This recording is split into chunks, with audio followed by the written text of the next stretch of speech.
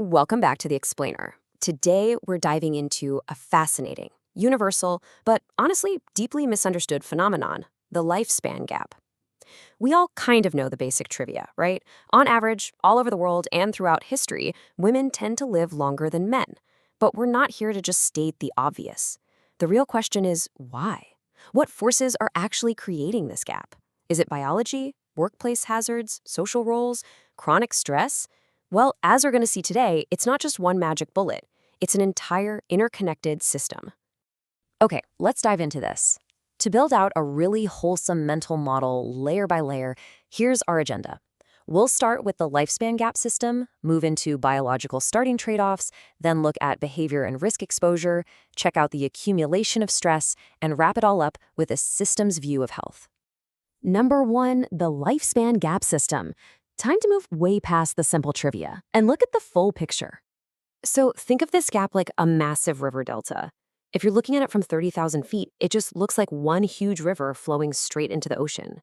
But get up close and you realize it's actually dozens, maybe hundreds of winding channels.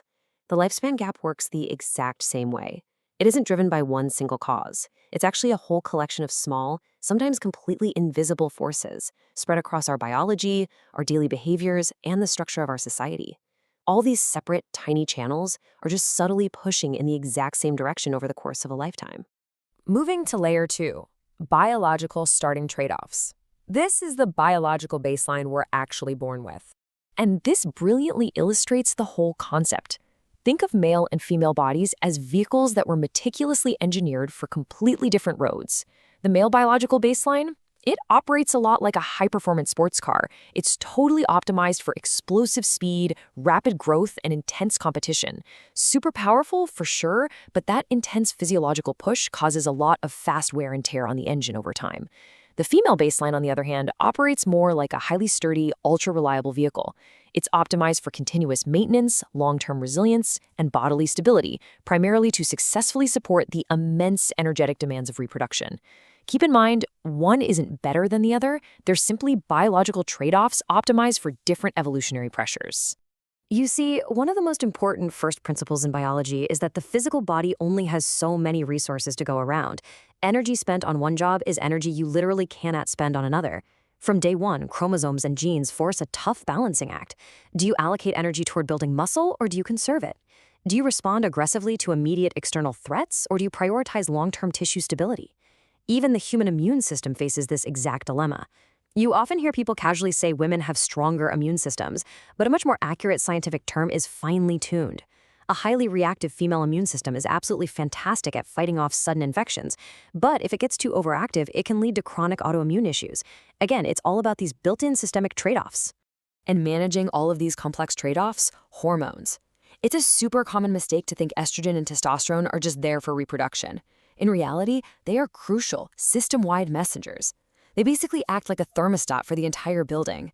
They aren't just generating heat, they're telling the whole system exactly how to behave. They're constantly dialing energy use up or down, managing tissue repair, and regulating your stress response.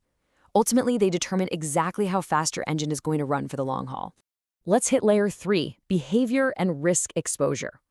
Because biology is just the starting point before we meet the real world.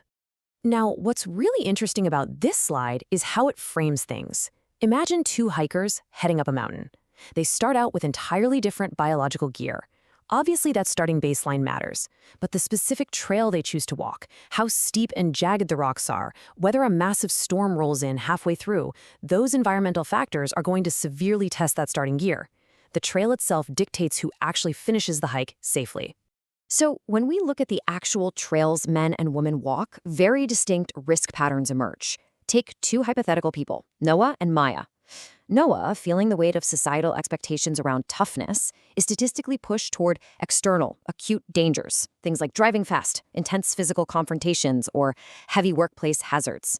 Maya, conversely, might completely avoid those visible physical risks, but she's heavily pushed right into invisible chronic stressors, managing unpaid caregiving, carrying unequal domestic work burdens, and constantly delaying her own self-care. Both of these specific life routes absolutely shorten a lifespan, but they damage the body through entirely different pathways. The crucial point here is that risk behavior isn't just an isolated moral choice, and it certainly isn't just a lack of willpower. It's deeply shaped by three overlapping pressures: our underlying temperament and biology, the cultural norms we are actively taught to admire, and the tangible opportunities or constraints our daily environments provide. We simply become fluent in the roles society repeatedly asks us to play.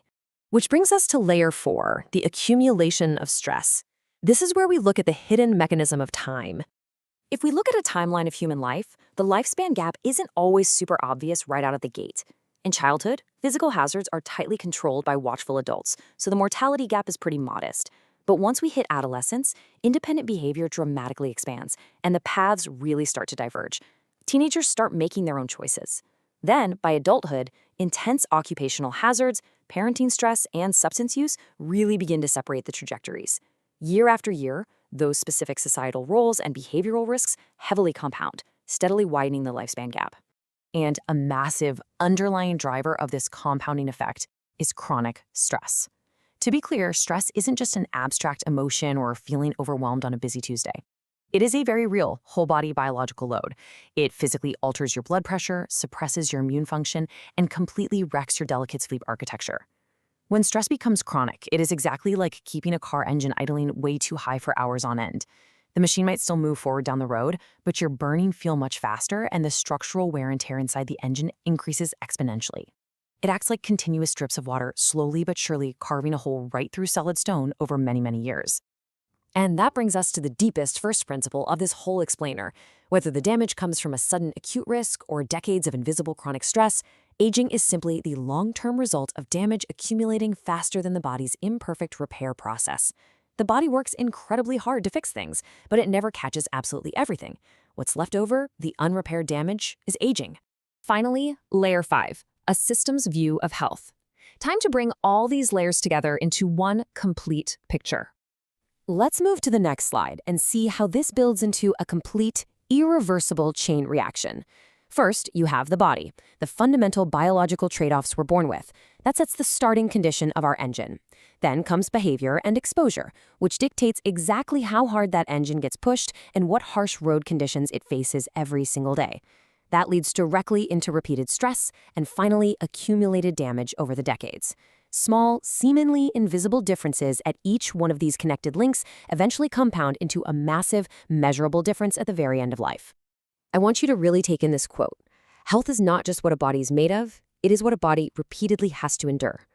Once you truly grasp this concept, health completely stops looking like a simple personal scorecard of good or bad choices. It becomes a rich, deeply physical record of an individual's long journey through an incredibly complex system of biology, society, and environment.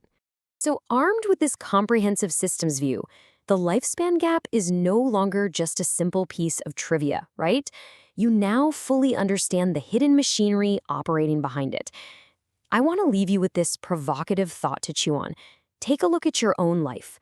What unseen cultural, environmental, or behavioral pressures are currently shaping the choices and the biological load of your own system? Thank you so much for joining me for this explainer, and keep asking the deep questions.